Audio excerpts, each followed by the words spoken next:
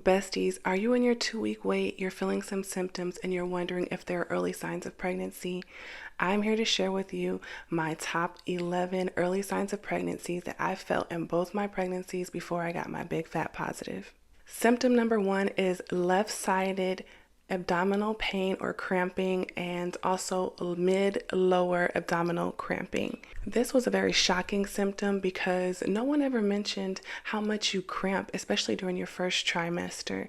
These cramps were not as strong as my menstrual cramps, but they definitely were present. I would say every day up until my big fat positive, and even sometimes after I tested positive as well. It was just an on and off again mild cramp that would come every day just about. This cramping can be associated with implantation, where the fertilized egg attaches to the uterine lining. Symptom number two, very unusual, but I have heard it before. This was very significant to me, which is vivid dreams. Now, scientifically proven, we do dream every time that we sleep, but we don't remember them. Me personally, I don't remember my dreams, so when I do have dreams that I remember, they are significant. I had the intense, memorable, vivid dreams. It is said that the hormone fluctuation, especially the progesterone increase, can cause intense, memorable dreams. Symptom number three is sore and tender breast. I never have breast tenderness during my cycles, but I do have the fullness. So it was pretty significant when I was feeling tenderness and soreness during this time. The breast soreness is associated with increased estrogen, increased progesterone, and increased prolactin. All of these hormones do affect the breast in different ways, but pretty much they will increase the size of the milk ducts. They are preparing the body for breast milk production, hence why you feel the fullness and the tenderness. Early pregnancy symptom number four is increased appetite, increased hunger. Now, during this time, I was working night shifts, but usually I had my meals planned out. I would eat during my shift. So by the time I got off, I was not hungry. During my 2 week wait, I was experiencing increased hunger, even though I had already eaten. Increased hunger is caused by metabolic changes and fetal demand in your body, pretty much. Baby is already demanding what they need for development. Early pregnancy symptom number five is increased fatigue. Once again, it was hard for me to really gauge this because I was working night shifts, so it was natural for me to be tired after work, but I was increasingly tired, like more than usual. I was sleeping longer after my shifts than I normally would. This symptom can be caused by the increased blood volume, which can cause temporary drops in your blood sugar, and also the fetal or embryo demand and the development of the placenta. Early pregnancy symptom number six was this heavy cervical feeling. Like I literally felt like my cervix was heavy. I'm never aware of my cervix, but during this time I was aware of my cervix. Like I could feel it, if that makes any sense. And it felt heavy. That's the best way to describe it.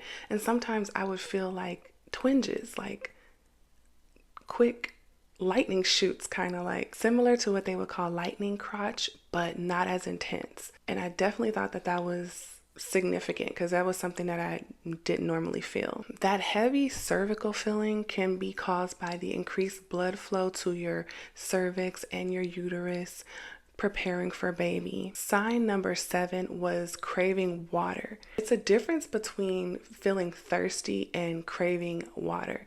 It wasn't that I was thirsty, but you can kind of say that, but I specifically craved water like crazy. The amount of empty water bottles in my car during this time was ridiculous.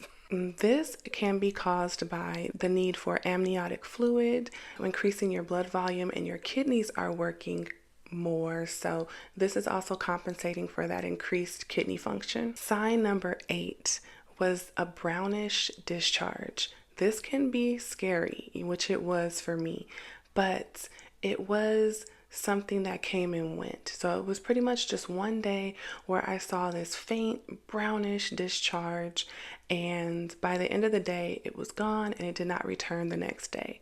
And this is pretty much just implantation. I saw this sign around 10 DPO.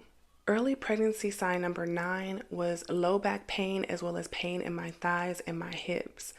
I definitely had the low back pain for both my first pregnancy and my second pregnancy early signs before the positive test.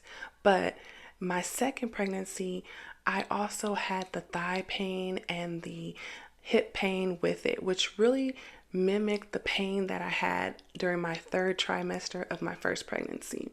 Once again, this was pretty significant because it's not normal for me to have that pain during my regular cycles. This can be caused by the increase in the hormone relaxin.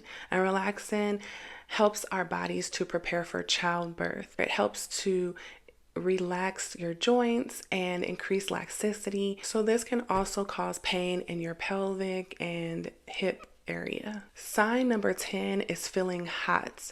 I wouldn't necessarily describe it as a fever, but I just had an overall increased body temperature. I just felt hot everywhere all the time, like I needed a fan or I needed to be right underneath the AC. This time of the year, it was not hot at all. It was pretty much the end of winter, early spring, but we were still in winter, so it was definitely still cold, but I was burning up inside. This can be caused by the increase in estrogen, progesterone, as well as your increase in blood volume, which makes sense when you think about it. Early pregnancy sign number 11 was gassiness. Without even eating anything to bring it on, I just was always gassy. It was embarrassing and also very unusual. This can be caused by the increase in progesterone, where it's really just causing your body muscles to relax, and it's also increasing digestion. I also had feelings of irritability and tearfulness at times, which also was unusual for me during my cycles. You may be discouraged when you are testing and maybe you see that people are getting their big fat positives around 6 DPO, 8 DPO, and maybe you're later in that cycle and you still have not received your big fat positive. I want to let you know that I did test positive for both pregnancies around the 9 to 10 DPO mark, which from what I am seeing, just from me researching, it was a little bit later than most. So me watching these videos, it was encouraging, but it was also discouraging at the same time because I kind of counted it off already too early. So be patient with yourself and just know that some of us do test positive a little bit later in our cycles than others. And you very well could get your positive at the 9 and the 10 and 11 DPO mark. Comment down below and let us know what your early signs were of pregnancy. And let us know what the telltale symptom was that let you know without a doubt that you were indeed pregnant. Thank you for watching, besties. Have a blissful day or night, and I will see you in the next video. Bye.